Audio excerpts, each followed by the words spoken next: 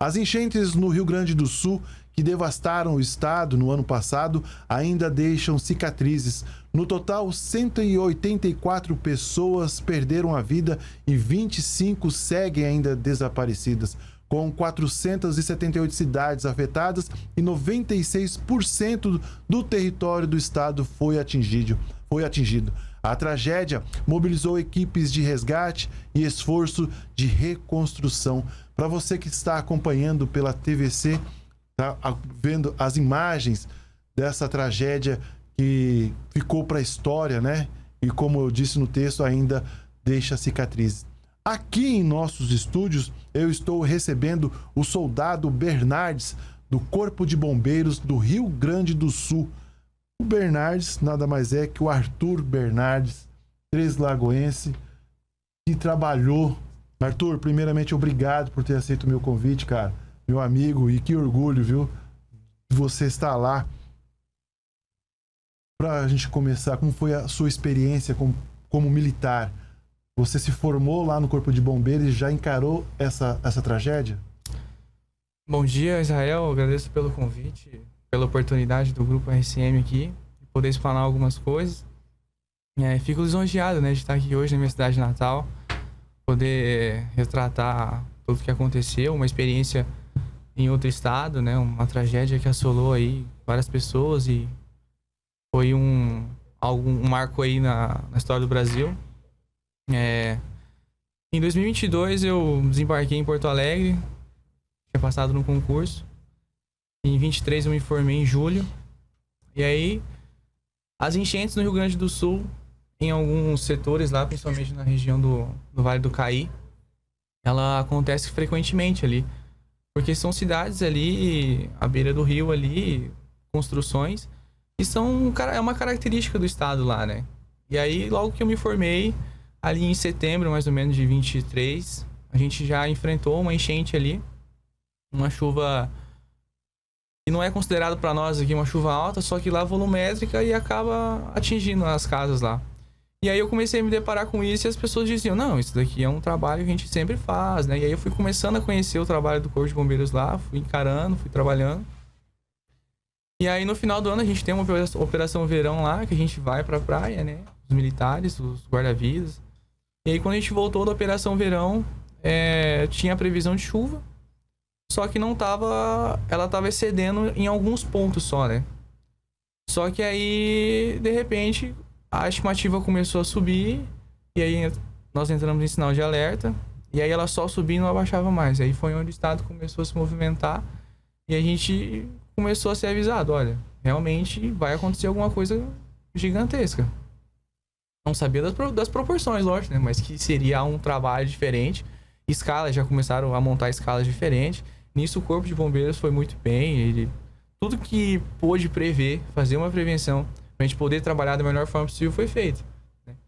E aí, quando começou a chover na serra, e começou a acionar lá na serra, toda a estrutura foi mobilizada para lá. E aí, consequentemente, choveu na serra, a água tem que descer para algum lugar, né? E aí foi onde o Rio Jacuí, Rio Taquari começou a largar, começou um alto volume. Se eu não me engano, foram 100 milímetros em 6 horas, se eu não me engano. É muita água. É muito, não, é diferente. Foi uma coisa assim, eu nunca tinha visto na minha vida. Foram 2 semanas assim e não tinha nem sol. E para quem não conhece a geografia de Porto Alegre, a capital, né, tem deck por conta do Rio Guaíba. Sim. Então, assim, ou seja, a cidade é bem abaixo. Eu morei em Canoas e a gente acompanhando aqui os relatos, né, das pessoas, das vítimas, realmente é impactante.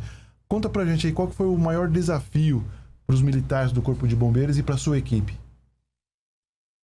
Nossa, o mais engraçado é que o meu maior desafio, logo quando a água tomou conta ali de São Leopoldo e na região ali estou do lado de Canoas também ali, nós tivemos o grande desafio ali e consequentemente estava chegando a outros corpos de bombeiros, né? Chegou Mato Grosso do Sul, chegou São Paulo, chegou Minas Gerais, nós tivemos assim, ó, o pessoal uma grande ajuda lá.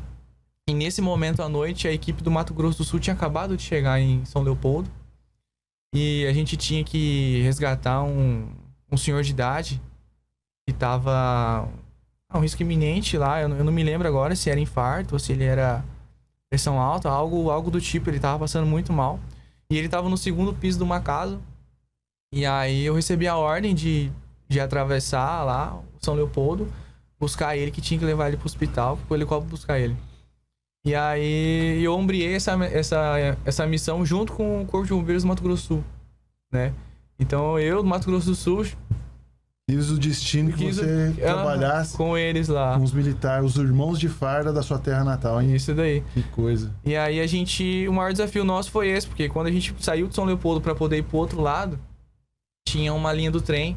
É como se fosse daqui e lá pro bairro Colinos, né? Imagina que o bairro Colinos também tá alagado e esse lado também. E aquela parte da linha do trem é uma parte alta. E a gente ia de barco até lá, só que aí não tinha como passar o barco, né? Aí a gente andou 600 metros com o barco nas costas lá, pra poder levar o barco até lá, descer e depois levar ele até outro local. Aí fomos pro segundo piso de uma casa, cortamos a janela dele, aí a janela caiu, tivemos que tirar pelo telhado. Enfim, foi uma missão, assim, extremamente que vai ficar marcada na minha vida, na minha história. E como eu te falei, né? Quando eu cheguei, sentei e falei assim, nossa, a missão mais difícil da minha vida eu ombreei com o pessoal do meu estado, né? Que coisa, né? O destino sempre nos colocando... Enfim, além desse momento marcante, né? Até seu pai tá aqui com a gente aqui, participando aqui, acompanhando o orgulho não só da família Bernardes, mas de toda a Três Lagoas, de ter você lá. E a gente conversava, inclusive, né? Quando ele tava de folga, mandava o WhatsApp, o lado jornalista, que Arthur, manda aí uma coisa pra gente. E aí não podia se ter essa comunicação, né? Porque... Na verdade, assim, foi nenhum estado, nenhum corpo de bombeiros, hoje no Brasil, acredito que nem no mundo, tá preparado para receber uma enchente dessa, assim, e falar, não, volume. Vamos resolver isso, entende? Não existe isso, né? O que aconteceu é algo fora da curva, né? É basicamente o que acontece nas regiões de encosta lá no Rio de Janeiro, quando tem deslizamento. São trabalhos, assim, que a força humana, ela é a cada dia, é trabalho formiguinha. E nesse momento que a gente estava trabalhando, todo o nosso complexo, toda a nossa estrutura, ela estava voltada em ajudar as pessoas, né? E muita informação, né? A rede social, ela ajuda muito e etc, mas também atrapalha, né? E aí muitas vezes, por conta dessa questão da rede social e de informações falsas, pra gente não se perder, a gente não tinha essa comunicação externa, sabe? A gente deixava isso com o pessoal da comunicação lá no Corpo de Bombeiros. E a gente só se preocupava em realizar o salvamento, né? Quantas e quantas vezes a gente terminando um salvamento, as pessoas lá na rua tal, na casa tal, no bairro tal, tem uma pessoa. E isso a gente não gerenciava. Nós tínhamos o nosso equipamento que a gente recebia a ordem, porque cada pessoa tem um risco diferente, né? Às vezes uma pessoa tá no segundo piso de uma casa, a água não tá subindo, ela tá em perigo. Perigo, não vou dizer que ela está em perigo, mas assim, uma pessoa que está no telhado de uma casa está em situação de... tá muito mais vulnerável do que ela, né? Então a gente trabalhava nesse sentido. Então foi tratado isso, né? Isso deixou bem claro para nós que a gente não poderia sair fora do foco, né? Do foco. O Arthur, em algum momento, durante aí, porque foram semanas e semanas de trabalho árduo, dia e noite, a gente acompanhava pelos noticiários as forças do Corpo de Bombeiros, não só do Rio Grande do Sul, dos outros corpos de bombeiros que se deslocaram para lá.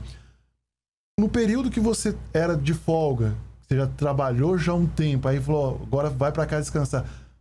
Passou na sua cabeça e falou, não quero ficar aqui ajudando? Sim.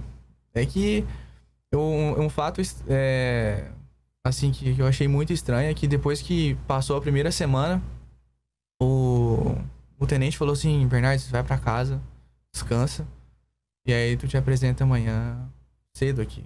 Não, senhor. Eu tava assim, cansado, etc.